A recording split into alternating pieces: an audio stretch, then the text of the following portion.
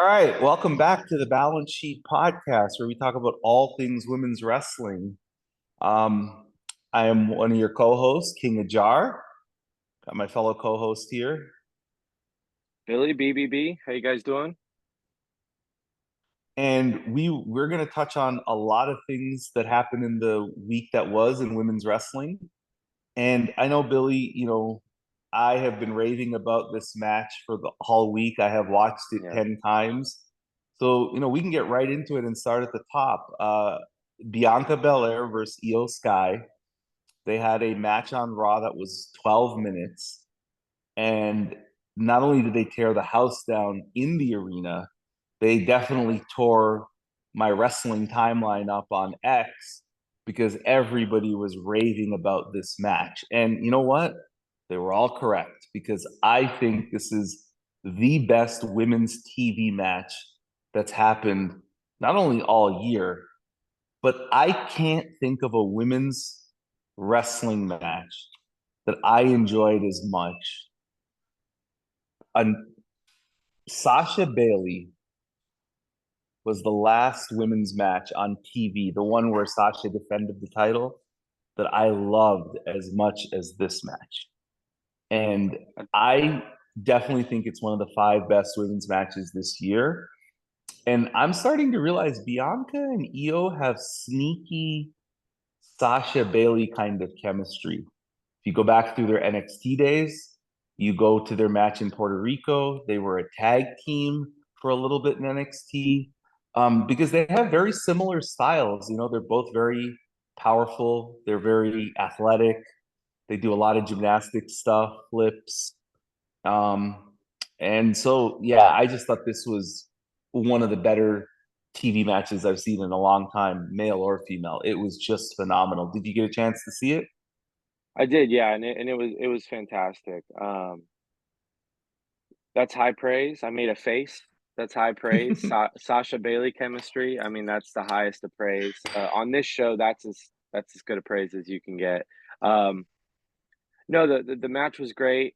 I think it really proved that when you put two women in the ring together who are as talented as both of them and have a reason for them to be fighting on a TV match, and it had brewed for a while, right? It wasn't just like they bumped into each other backstage when, uh, they have been in a couple tag matches together. The volatility of those tag encounters have gotten higher and higher over the week. So and then they set it up really great with obviously Kyrie's injury and all that. So and then obviously the most important thing when it comes to putting a match together like that, besides how great the participants are, time. 12 minutes isn't a ton, uh, but it's also longer than the WWE gives women's pay-per-view matches sometimes, right? So plenty of time to do their thing. I will rebut a little bit. I wouldn't go quite as far back as Sasha Bailey. I think the last time the same quality of singles match happened, I'd at least say Sasha Becky, That's the it, yeah. FS1 show. I remember we were in my family. We were in visiting Orlando at Disney World, and I became very unpopular, having to peel off to the side and watch this match on my phone. And I did not care because it was so good, that I didn't care that people were mad that I was focused not on Disney World for a couple minutes. But I love that match. Um, High praise regardless. I mean, that's what, several years ago. Um, they are starting to put together a catalog that's pretty impressive, and I think that they bring out the best in each other. You know, Bianca, you can tell sometimes that when she's not as good, it's because clearly the woman she's wrestling cannot keep up. Um, we've said the same thing about, Sasha or Mercedes, in the past and currently probably. But Io obviously can keep up with anyone.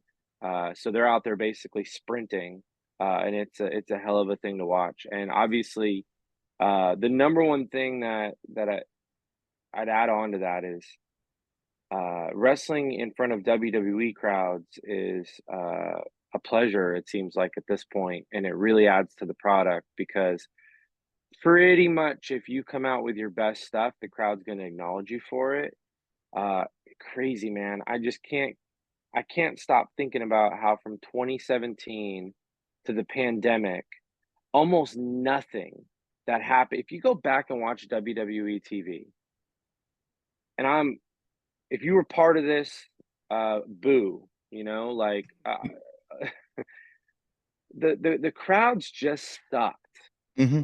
for 3 years, and I get that there was some uneven storytelling, and I get that there was a lot going on. But from 2017 to 2020, it was almost impossible to get as over a match as over, um, as they got. Even some of the great matches we saw just Mm-hmm. always had, CM Punk chants or what chants or, beach ball distractions. Just a weird, weird time. I'm so glad we're past it. Like, there's a couple things I think you hit on some great points. Let's start here. You are correct. Sasha Becky FS1 match was every bit as good as this match, maybe better. The reason I brought up Sasha Bailey is because it had a clean finish like this one did, Right. where Bianca did interfere in that match because they were doing the three-way setup. And I think to touch on this match, why everybody loved this match so much was the ending. Io beat her clean with a small Yep. package. And Wade Barrett, tremendous on commentary. He said a clean win. He goes, a win over Bianca Belair is a collector's item because you just don't Such a great see it line. happen. Such a great line. You just don't see it happen. And so that's the other part of why I love this match is that they told you the story the whole match that if you can even beat Bianca Belair, it's a big deal. This is Io Sky, by the way, who has actually beaten Bianca Belair for the title and has Right. pinned her. Here's the facts. Bianca Belair has been pinned by Io Sky more than anybody else since she got to the main roster. I believe She's that. been, she's been pinned by Becky, I believe, twice, and I think she's been pinned by no, I think Becky three times, Io maybe four times, and I think Mercedes, I think once. But like she doesn't lose, and the fact that Io beat her clean with a small package, reversing the KOD, which is the untouchable finishing move of WWE. Nobody kicks out of that. And so they told that story that you can't even let her hit the KOD because she's going to beat you. But you Right. bring up a great point about the crowd, and it's something we have not touched on yet, but it is a good topic, and I think you're leading me down that. 2017 to 2020, which is I guess the pandemic, as you said, I felt like a lot of us, and I'm in this group too, by the way. We hate watched WWE. Like we Yeah. watched it, but we watched it to hate what it was. But we had a right to. He's been in the news this week, Rusev. Remember how hot Rusev Day was? Yep. I Did do. did the did the company listen? Did they care? Did they hear the "We Want Sasha" chants and then say, "Oh my goodness, why are we going with Charlotte Flair? We got to go with this woman. She's way." They never listened to us. So Right. that's why, as a crowd, we kind of were anarchists. We went back at them and said, okay, we're just going to hate everything.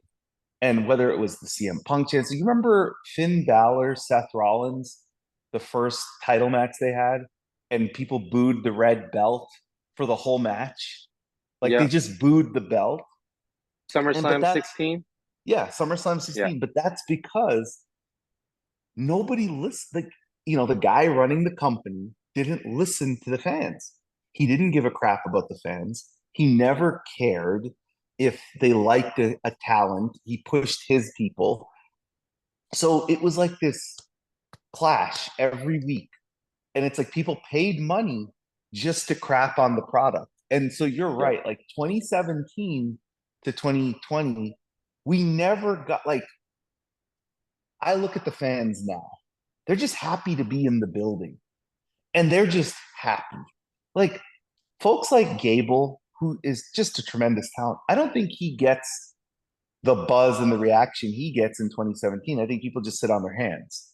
But Oh yeah, now it's like 100%. everybody is getting cheered or booed. Like when Chelsea won to qualify for Money in the Bank, the pop she got was so huge. But I feel like in 2018, people were like, why'd they give it to her? And it was just this constant cycle of complaining. It it's really it's a deep, deep topic because did WWE deserve it at the time? Absolutely. Um, just investment. It's not even about not picking. I'm going to say something controversial. I'm not going to forever hate on them for picking Charlotte Flair over, say, Sasha Banks, right? Charlotte Flair is a legacy performer, one of the best in the ring. It's not an completely unreasonable thing. What is unreasonable is taking talents they believed in that did nothing for us and giving them Mm-hmm. TV time over and over and over again. How much investment went into Ronda Rousey, even though she very quickly kind of fell out of favor with the crowd, certainly on the second run.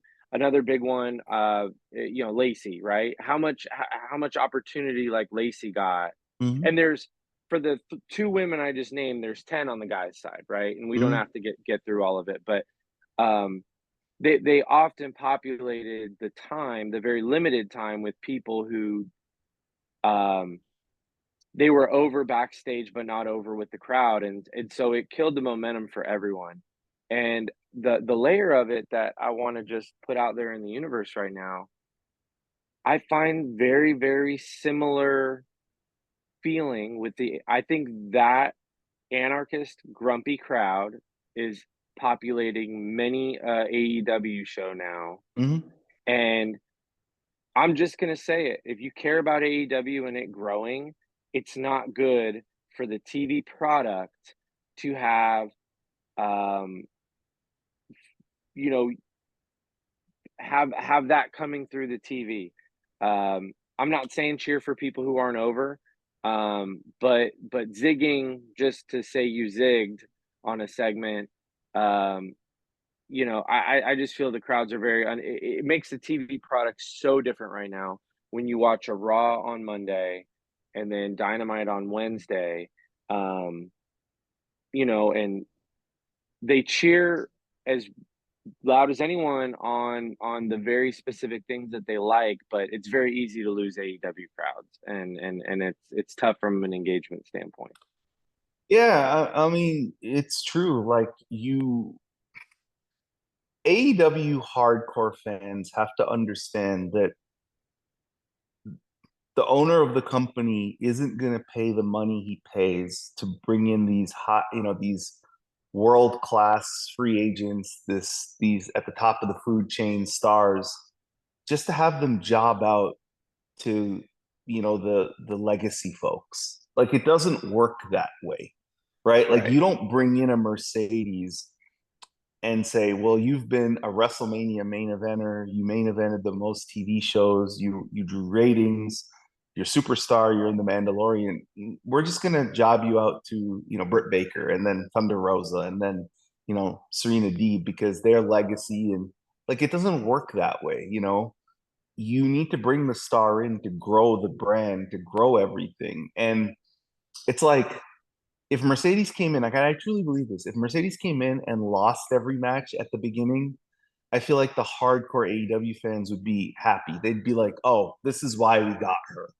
She's putting over in talent, right? But that's not what she's there for. They're building the division around her clearly, and they should. She has a track record. She's a big star, and she's proven it.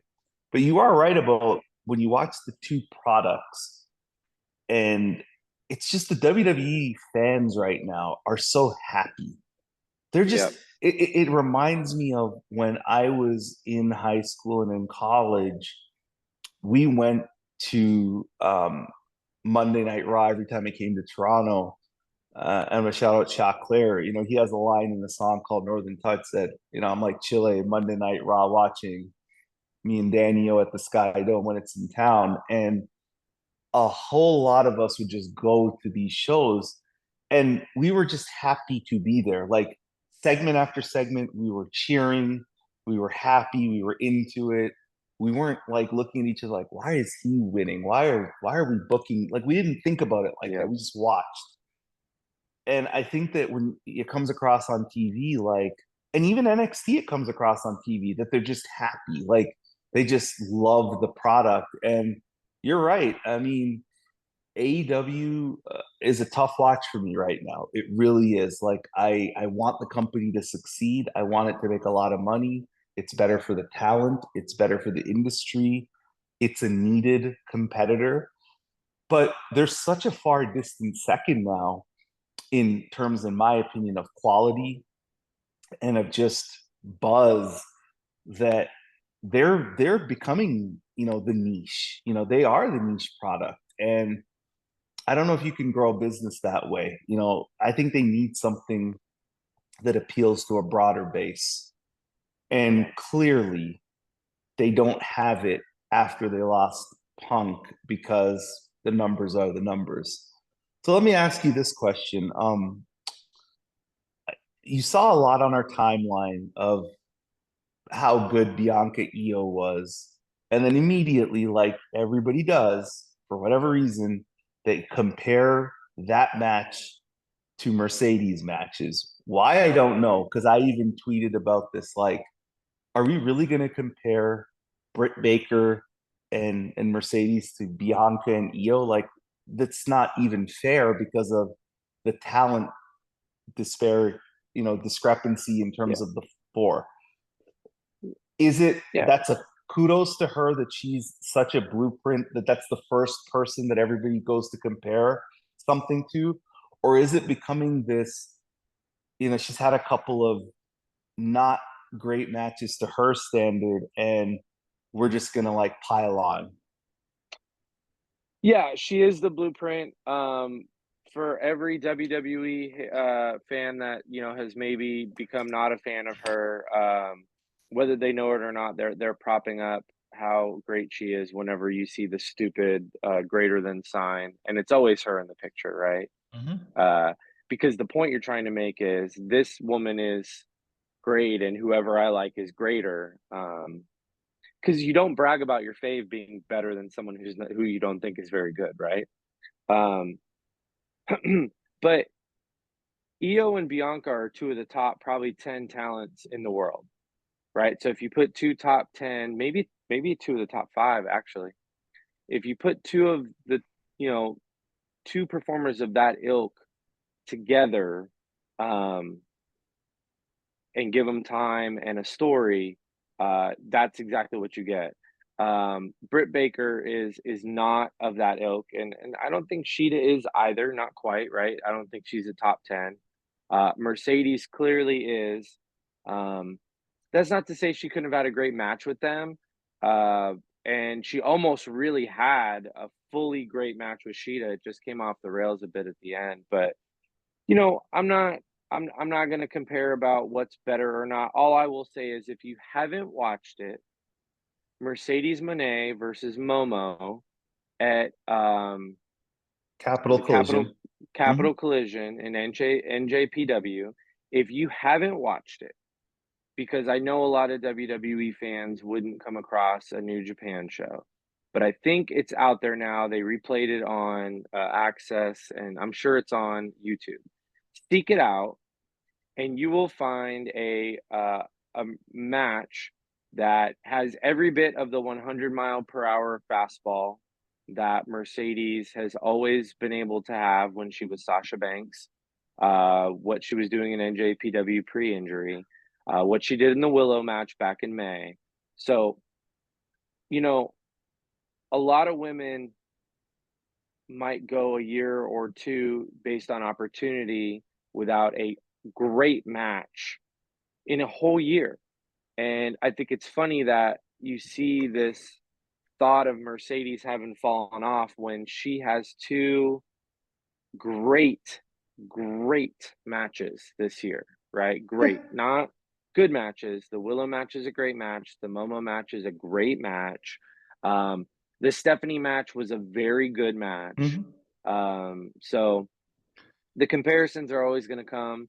Um, I'm just going to push back and say good for Bianca and Io, but also the Brit and Sheeta things are what they are.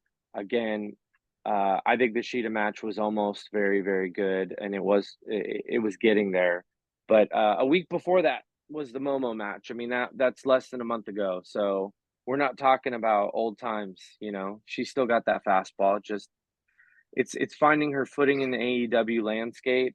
Again, to the crowd, NJPW, she was wrestling in front of a Mhm. Mercedes crowd, and it showed through on the product. So we'll get Yeah. there. And I was there. It's interesting, Io has had an unbelievable year this year, and she has three of my 10 favorite women's matches. Yeah. Mercedes, by a lot of people's accord, has had an off year, and she also has three of my favorite 10 women's matches, right? So that itself could tell That's what I'm you saying. how great she is, that in an off year, quote unquote, when I did my list up to this point, they both have three. Yeah. Bianca Io, Io Bailey, Io Utami in Japan, Mercedes Willow, Mercedes Momo, Mercedes Stephanie. Those are the six. And then, there's Chris Willow, seven. And there's a couple other matches in there. I can't remember right now off the top of my head. Julia Saray was another one. But like Roxanne Thea, Yeah. so Roxanne has a couple, but like that's how great she is and has been. That two matches that you've pointed this out to me. The Sheeta match is actually a good match until the end. It is a really good match. I thought they were doing good. I am not a fan of the Brit match because I just looked at a Ferrari, driving in first gear the whole match and trying their hardest to get the other person to follow along. But if they did that match on TV, like if Mercedes and Britt did that on a Dynamite, I think we look at the match totally different. I think we Oh, totally look at it different. if that match happens on a Dynamite, that was a normal Dynamite that wasn't over. You know, an Mhm. AEW pay per view, everybody people may not know this in WWE. And if you go back and watch Bailey Sasha documentary, the producers in WWE limit spots. Like you can't do this if someone else is going to do this. And they produce the show for um there to be real high spots that aren't drowned out by a bunch of other spots that are wannabe high spots, so to speak, right? They want the high spots to feel like a Mount Everest peak, right? They want to Mhm. build to it. Everyone in an AEW pay per view is allowed to throw their fastball during their match. And I'm not saying that one's better than the other. I'm just saying if you have 10 AEW matches, everyone's allowed to try to do their very best thing. And the crowd does tend to get exhausted and get in and out of that.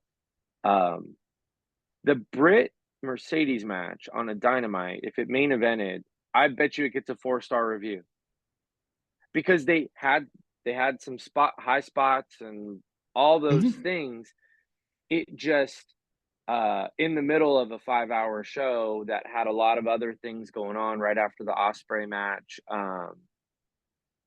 Part of the crowd engagement was there, and then again, like you said, Mercedes obviously had to slow down a bit for Britt. So, but no, it's not a bad match. That's the thing. No.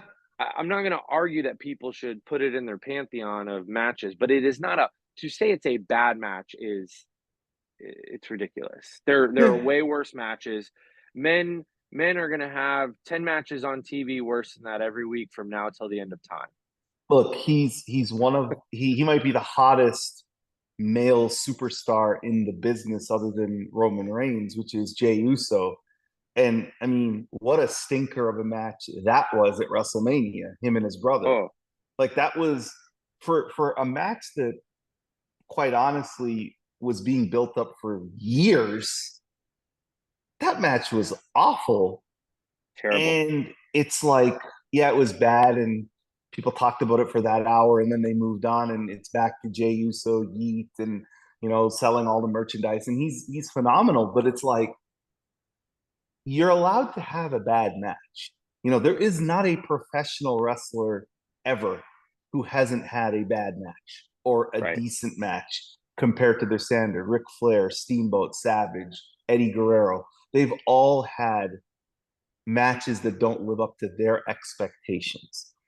Da- And yeah, Daniel Bryan, when he came back, Daniel everyone Bryan. was so happy to have him back. And if you go back and look through what the reviews were that first year and a half, he had some stuff that really worked, and he had some stuff that people felt like didn't work. And and obviously he's been as good as ever at some points. But to your point, no one's perfect. I mean, No, no. Speaking of nobody's perfect, but she's almost had a perfect year. Roxanne on NXT. oh yeah, We could spend a whole podcast talking about the greatness of Roxanne. So NXT segment, CM Punk is in the ring. He gets interrupted by his daughter, his wrestling daughter, which is Roxanne. She comes out, she sets him up, and then she drops you're living off my glory. You want to be a part of my greatness, but I don't need you in Chicago. Chicago doesn't even like you. And then I should have been a Drew McIntyre fan. That was great. Roxanne she's at the top of the food chain. She's at the top of her game. I mean, she's cutting promos with CM Punk.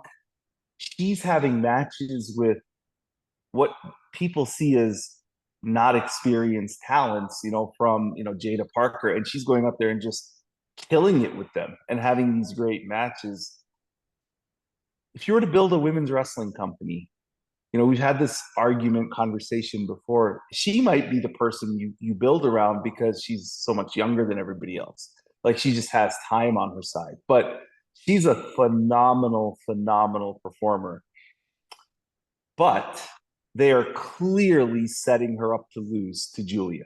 Clearly, she's going to lose because right. Julia has 5 rockets attached to her back. And they are not shy about telling you that. I mean, from how they present her on TV, from the entrance she gets, from the photo shoots. And look, I am as big a Julia fan as you'll find. I think she's just breathtaking. But I personally don't know if I would take the belt off Roxanne. I don't think I would. I would have Roxanne keep the belt a little bit longer and have Julia chase. But it feels like Roxanne is going to lose on the first CW show. I hope I'm wrong. What are your thoughts about how that was set up this week? And I thought it was great that one of your biggest stars of all time in CM Punk comes out and not only put over Roxanne Julia, but talked about Bianca and Io in that promo. He Yeah. said, I'm in Portland last night and I'm watching Bianca and Io absolutely tear the house down, steal the show, have one of the great matches. And in my head, I thought, who should be here? Roxanne. But you know who might be better than both of these women? Roxanne. I thought the use of CM Punk there to put the women over was phenomenal. And I'm going to say, I think AEW could benefit from stealing from that. I think it would not hurt AEW to have John Moxley, Swerve Strickland, Will Ospreay. I know Will Ospreay does it on social media, but I mean in the ring. Say, hey, did you guys just see what Mercedes and Willow did last week? Like that made me work harder on my match. Like I think stuff like that does help. What would you think? Yeah. First about Roxanne. She's phenomenal, and I don't think even some of her biggest fans realized how polished she already was getting and confident on the mic. Um, I think the heel turn has been fantastic for her. Um, And when I say she's been good on the mic all year, I'm saying coming into this year, right? Coming Mhm. into this title run that she's on. But to hold your own or even win a promo battle in the ring with CM Punk, not that he was trying, it was made Mhm. for her to win, but it came across that she won believably, right? Um, yeah, props to Punk for propping up women's wrestling. Obviously, being an advocate outside the ring and inside the ring on TV. I love him for that. Uh, I do wonder, as the internet does, God, could we get AJ Lee an AJ Lee sighting out of this? Mhm. Because the truth is Roxanne is an AJ Lee fan and by proxy a CM Punk fan. Cora Jade is a CM Punk fan. Not to say she Mhm. doesn't like AJ Lee, but Cora was a CM Punk fan through and through. You know, Roxanne, her I think if you go back to her oldest social media stuff, it was usually about AJ Lee. So part of me just kind of like gets excited to say, man, could we have AJ even just show up to like maybe cost Roxanne the belt? I don't know. But uh Ooh, that is an interesting idea. I didn't think of that, where AJ Lee is the person that shows up on the CW to cost Roxanne the belt, and they set up Roxanne versus AJ Lee down the road. But if you bring AJ back, you know this, she's got to wrestle one more match. Like yeah. you can't bring her back just to bring her back and cost somebody something. Like you gotta go all the way with it. But And that's where we don't man, know if she really could yeah. wrestle.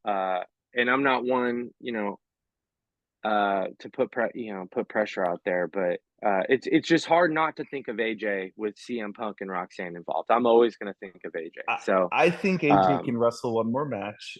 She's certainly in phenomenal shape. And if you're gonna wrestle her last match with the Roxanne, Roxanne is so good in the ring. Roxanne will take care of her. Roxanne is not gonna take risks. I mean, that's like Roxanne. That is Roxanne's wrestling mom, right? Like that is her mom, yeah, right? Like that. I mean, when I look at Roxanne, all I see is the influence of AJ, from how she walks, from how she holds the microphone, to her snarkiness. Like this prodigy heel character just is like a doppelganger of the AJ Lee cocky heel character that everybody loved. And look, AJ Lee, I don't know if there was, I mean, you can go back and forth on who the best women promo is of all time. I don't think there's a better one than AJ Lee. If I had to put my money on who's the best woman promo of all time, um, obviously you could go all the way back to a Sherry Martel, but in that day, she cut great promos as a manager. I mean, she was great, but as a wrestling performer, I don't know if there's been a better woman's promo than the pipe bombshell, as CM yeah. Punk aptly nicknamed it. And I mean, she's just great on the mic, but Roxanne's great on the mic, and Roxanne is good in the ring. And they've done really well with Julia in terms of how they let her speak, the little bit of English. I know she has a pretty good grasp of the language, but she's saying that you're scared, and she's just being very blunt and to the point. That's a good idea. I didn't think of the AJ part of this. Like she insults Punk, so AJ kind of takes up for her husband, and she lives in Chicago, so she has access to the site pretty quick. Yep. Oh man, that okay. So let me ask you this question: if you're gonna bring AJ back without announcing it, are you sacrificing a rating, or is WWE like, well, we're gonna get the rating anyway, we're just gonna add, cherry on our Sunday?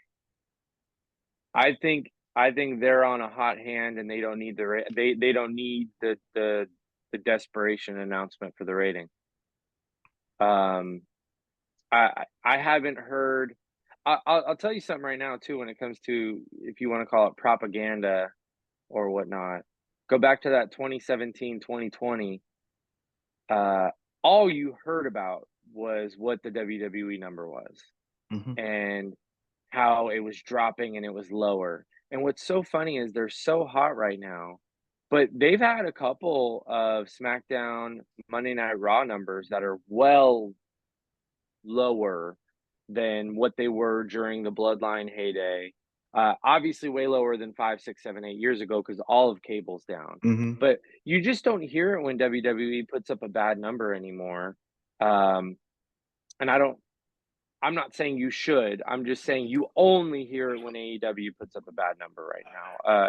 The WWE gets a lot of grace on, oh, there was a Monday Night Football, or was this, or there was that, and they should, but I extend it both ways, right? I Who agree. I agree with you, but I don't think it's WWE who gets the grace. I actually think it's one singular person, and I think that's Cody Rhodes. If you go back and look at the rating that you're talking about, and it's out there, people can go and search for it. There is there's a version of SmackDown. There's the SmackDown where Roman Reigns came back and took everybody and got taken out, or I can't remember whether it was the one he got taken out in or he took them out. And the next week, the show was based on Cody, and there was a 600,000 person drop week over exactly? week. Yep. And so it's like, do we highlight this, or is Cody so installed? And WWE has almost told these media outlets, "Hey, Cody's our guy. So if you start reporting that Cody's losing ratings, we're not going to do business with you." Right. Because it's interesting how that was like, oh, well, Roman's, oh, Cody could be Roman, Cody could be, and then the ratings start to come in, and Cody is not Roman. He Right. isn't. But it's you, like you said, you don't hear anybody talk about that except for the Roman fans who tweet about it. But the media isn't saying, like, I was listening to another podcast, and the Observer said, Cody is going to win Wrestler of the Year in that publication because he's the biggest draw and he's this. And I'm thinking, wait, hold on. Didn't just 3 weeks ago the proof was there he isn't, that the other guy is the bigger draw? Right. And I feel like that's part of the story. Like, they don't want to upset WWE because WWE clearly wants you They to could think Cody is on the same level as Roman. exactly because even 2, 3, 4 years ago, AEW was at a leverage point where the media could be a little bit more squirrely with WWE. WWE is in such an overhanded position right now, Mm-hmm. that I think Triple H and his team can basically say, if you don't stay on the right side of us, you're going to be out the door, Mm-hmm. as far as access is concerned. And that does manage some of that. Now, I'm going to go ahead and flip it the other way. Tony Khan has been doing great stuff behind the scenes. And as soon as he gets to officially announce and brag on all of his TV right deals and all that stuff, um, the max deal for pay-per-views, all the shows that are going to be out there, and you guys have probably all heard what's rumored. He's going to be able to take a victory lap on that, and Mm-hmm. AEW is going to be able to look at the investments they've made, signing a Mercedes Moné, a Will Ospreay, and even though the ratings, aren't in their best spot right now, that's going to put some juice back in the sales, and have them bump back up to more clearly, at least closer into the stratosphere, because WWE leveled up over the last 2 years, and so it's a good punch back for Tony for sure. And And just we for, yeah, go ahead. and we root for both of it Yes. because it's better for the wrestlers. I'm going to put my old job hat on when I was in the TV space, and I will tell everybody out there, if you have any idea about how TV works, which most people, sadly, on X do not, because they've never worked in it, and that's fair. $170 million a year is the reported number. We'll see what the true number is, including giving up the pay-per-views to Max. For anybody who thinks that this is a bad deal or it's not a good deal, okay. I have told you this privately that based on what I know and who I know, if he got 125 to 130 million, including giving up the pay-per-views, he would be good. He's getting an additional 40 million to that if the rumors are true. They are what, a 6-year-old company, maybe? No, 5 years. They're a 5-year-old Yeah, company, Mercedes said right? it in the Yeah. Money Mag plug, 5 years. Do people understand that this company is already gonna pass Monday Nitro in terms of TV? Like Monday Nitro started out in 1995 and ended in 2001. It started September 95, ended March '01. AEW is going to pass it with this new TV deal. It's going to pass Monday Nitro. It's going to pass Thunder. Other than WWE, it's going to be the most profitable wrestling company ever. Tony Khan has done that in 5 years. Yep. Yes, he's a billionaire. His dad has billions with a B and an S at the end, 11, 12, on the Jags, on a lot of things. But nonetheless, if this product was a failure, nobody would pay $170 million a year for it. Nobody would. Like people don't, Warner Brothers doesn't have the money to even spend. You know, they lost the NBA. They're hemorrhaging money with a lot of their streaming stuff. But they understand this is one of the true consistent shows they have.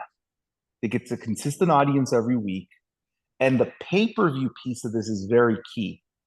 For all the faults of AEW, they get a consistent 100,000 every single pay-per-view. 100,000, multiply it by $50. You guys can do the math out there. That's good money. That if you're a Warner Brothers, you want a part of that subs. So if you can get 100,000 more subs to max because you're going to get the AEW pay-per-view, okay, that's a good deal. Tony should take a victory lap. He should be very happy. He should be very proud. He's done a tremendous job of building the company, and building it up. My issue has always been, if you look at WWE right now, Triple H just focuses on the product in the ring. Nick Khan is the business guy, and then they have the TKO folks who focus on the other stuff. It's as hot as it's ever been. Couldn't Tony benefit from just running the business and having a person responsible for the in-ring part, the story part? A million percent, because I think Tony over the last year has made some of the better decisions that he's made. They haven't signed every wrestler that was available that came off of WWE. They've kind of stopped, for a while there. They picked up literally, if someone left WWE TV in 90 days, you were going to see him on AEW TV. I think he spent a little wiser. I think the investment in the women's division, not just Mercedes, but Mariah May, non-title storylines like Chris and Willow. I do think that he's building up a really, really good base. And then the business stuff outside of it, obviously he's made some great decisions. The All-In show in Dallas is going to be a big deal. The new TV deal. So props to him. But the inconsistency of week to week TV and some of that other stuff is, he definitely could use some help. He's a busy guy, and I'm sure he could find someone who could execute his vision. And I think they'd benefit from it. So we're limited on time, and I think we've got 3 topics that we got to get through very quickly, almost rapid fire. Want to talk about the tornado tag, and the ramifications of that. Real quick, Rhea and Liv, the way we felt negative about that feud over a month of shows. If you guys don't believe it, go back and watch our old podcasts or listen to our old podcast. Is really starting to hit X. I'm seeing a lot of it's underwhelming negativity there. And then, AEW the big thing I want to focus on, they've got Mariah out there. Mercedes has been off for a couple of weeks, which I think is fine, but uh, I don't love the lack of follow up to Chris beating Willow in a great match. Not follow up with Willow, but they haven't done anything with Chris. And then Hayter is kind of buried on some of the less watched shows. So those are kind of the three topics. Start wherever you want. Okay. I'll be very quick on Liv and Rhea. We said it a month ago. You made a great point. You said it's harder for them to be as hot as a feud than it is to win titles because very few women's feuds have ever been this hot. Yep. As hot as it's been, as just a pure wrestling fan, what it's hot for isn't necessarily a good thing, which is not the title, right? It's not the title that's hot. It's the guy, it's the revenge. It's is Jey Uso gonna be her knight in shining armor? And look, I saw the betting odds today before we came on, and Liv is favored to win. So if Liv is favored to win, and it's a pretty significant margin, then this feud's extending. Maybe Raquel finally comes in, and maybe we can get back to Rhea chasing for the belt, which is what this needs to be. But yeah, I mean, for as great as they have been and the exposure this feud has gotten everybody, again, the belt is not the first thing that comes to my mind about this feud. So that's what I will say about that. Um, you talked about AEW. I think they're in a little bit of a holding pattern with the women right now. I think Jamie Hayter is one of their big stars, and for her to be relegated to random spots on shows, I don't even know what time they come on. Don't think that's the best use of her. I didn't think re-debuting her in the Battle Royal was a great use of her. Like I felt like she had a bigger presence in it, and she could have been on a bigger stage. Hopefully when Mercedes comes back, we get some clear direction on her. And also, I'd like to see after Jamie. Look, maybe it's time for Mercedes to lose to a Jamie Hayter after she beats Saraya, because I just want to have a feud that AEW has that I can sink my teeth into, like I did with Mariah and Tony, or Willow and Mercedes. Like both of those things I was really interested in. Chris, Stat and Willow, like what's going on with Stat. It just feels like there's so much holding pattern with the AEW women right now. Like they're just all over the place. And hopefully after this Grand Slam show, they can right the ship. And then the third thing that you talked about was, what was the third thing? The tornado tag, Bailey, Naomi, Yes. Nia, and Tiffany. So the tornado tag I thought was well executed. I love the match, and I saw some really nice teamwork from Nia and Tiffany. Some real double team offense that I was a huge fan of. They told a great story. Tiffany kind of costed Nia, but really didn't.